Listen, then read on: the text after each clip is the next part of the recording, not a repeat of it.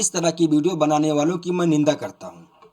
अस्सलाम वालेकुम। मैं रियाज अहमद उत्तर प्रदेश से आपके सामने अमेरिका और ईरान जंग से संबंधित कुछ बड़ी खबर। ईरान ने इजराइल पर की मिसाइलों की बरसात।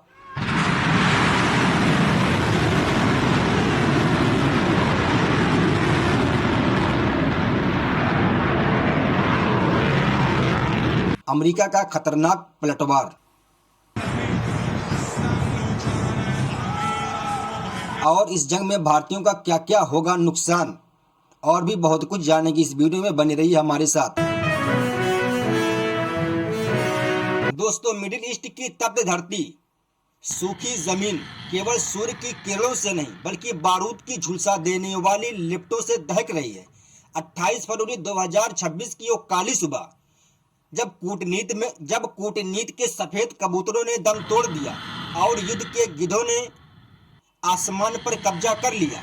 इतिहास के पन्नों में एक रक्त रंजित अध्याय खून से लिखे हरूफों के रूप में दर्ज हो चुकी है। अमेरिका और इजराइल की संयुक्त सेनाओं ने ईरान की संप्रभुता पर जो प्रहार किया है, उसने न केवल तेहरान की गलियों को शमशान में बदल दिया है, बल्कि वैश्विक व्यवस्था की नींव को भी हिलाकर रख दिया है। अल जजीरा की खोजी पत्रकारिता और धरातल से प्राप्त सूचनाओं के आधार पर तैयार ये रिपोर्ट उस महायुद्ध का जीवन चित्रण है जहां इंसान की जानों की कीमत सत्ता के गलियारों में होने वाले समझौतों से कहीं कम आंकी जा रही है। हम उत्तर प्रदेश की भाषा में कहें तो आज तेहरान का आसमां धुएं का कफन ओढ़े हुए है और होर्मुज की लहरें लहू का हिसाब मांग रही हैं। इस युद्ध की पटकथा तब लिखी गई जब अमेरिका और इजराइल ने ईरान के सर्वोच्च नेता सुप्रीम लीडर आयतुल्लाह खामेनी की हत्या की।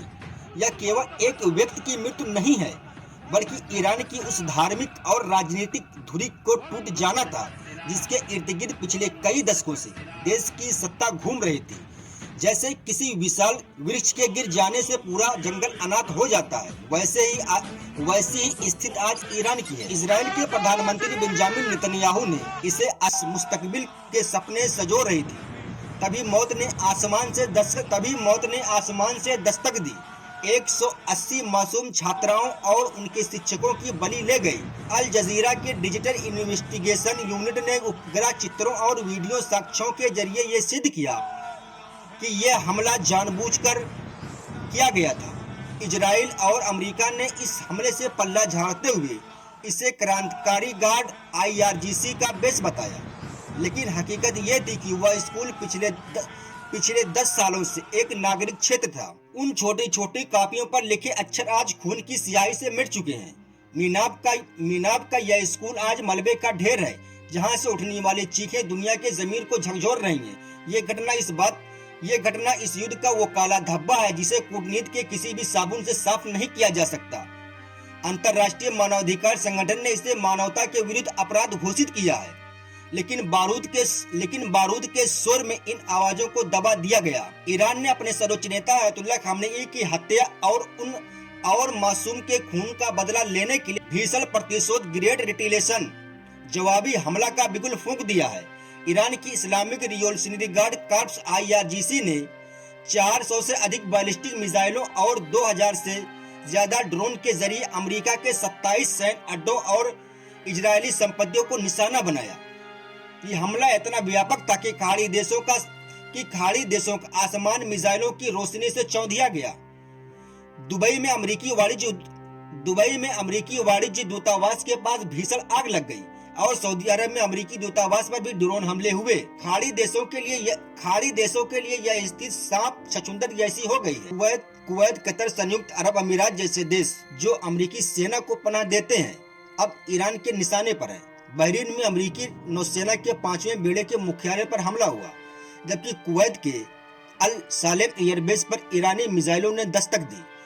दुबई की गगनचुंबी इमारतें आज अपनी चमक नहीं बल्कि ईरान की मिसाइलों का खौफ देख रही हैं। कतर के आसमान में इंटरसेप्ट की गई मिसाइलों के धमाकों ने दोहा की शांति को भंग कर दिया है। युद्ध की लहरें अब केवल सूखी धरती तक सीमित नहीं है, बल्कि हिंद महासागर के शांत जल को भी अशांत कर दिया है।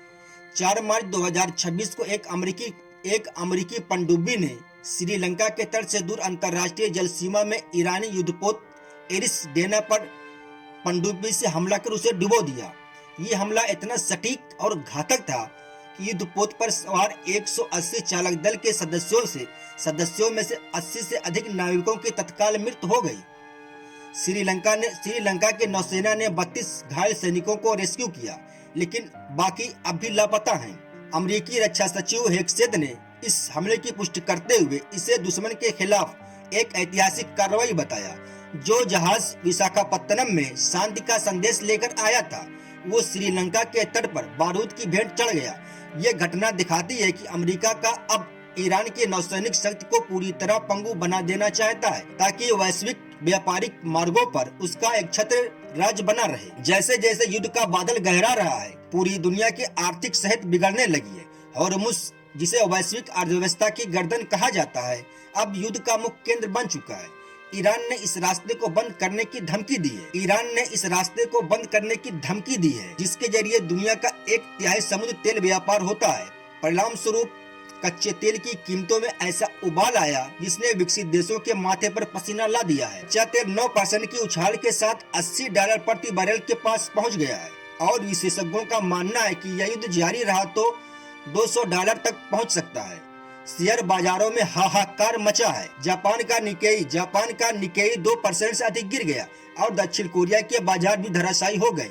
पेट्रोल की कीमतें आज केवल गाड़ियों की पहिया नहीं है, बल्कि आम आदमी की जेब पर पेट्रोल की कीमतें आज केवल गाड़ियों का पहिया नहीं है, बल्कि आम आदमी के जेब को भी जला रही हैं। वैश्विक ऊर्जा आपूर्ति श्रृंखला के व्यवधान में मुद्रास्फीति के खतरे को और अधिक बढ़ा दिया है। इस युद्ध के पीछे की विचारधारा केवल राजनीतिक नहीं है, बल्कि एक खतरनाक धार्मिक जुनून भी है। अमेरिकी और इजरायली हलकों में इस संघर्ष को बाइबिल के अंत समय से जोड़कर देखा जा रहा है। अमेरिकी सैनिकों को कथित तौर पर प्रेरित किया जा रहा है कि वे बुराई के खिलाफ अंतिम युद्ध लड़ रहे हैं। ये नैरेटिव कूटनीति की गुंजाइश को पूरी तरह खत्म कर देता है, क्योंकि जब युद्ध को दैवीय इच्छा मान लिया जाता है तो समझौतों को पाप समझा जाता है। वहीं दूसरी तरफ ईरान ने इसे थोपा काया युद्ध मानकर अपनी धार्मिक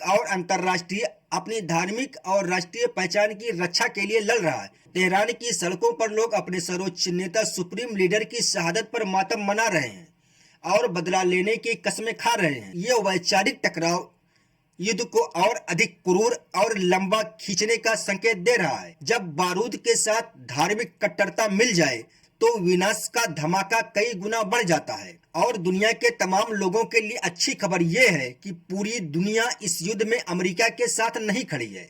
स्पेन के प्रधानमंत्री पेड्रो ने साफ शब्दों में इस युद्ध को अन्यायपूर्ण करार दिया और अमेरिकी सेना को स्पेनिश ठिकानों का उपयोग करने से रोक दिया। इसके जवाब में डोनाल्ड ट्रंप ने स्पेन के साथ सभी व्यापारिक संबंध खत्म करने की धमकी दी है, तो नेटो और यूरोपीय संघ के भीतर बढ़ते तनाव को दर्शाता है। ब्रिटेन ने भी डिगो गार्सिया द्वीप से अमेरिका को शुरुआत में अनुमति नहीं दी थी, जिससे वाशिंगटन और लंदन के बीच दरारें आ गई थी।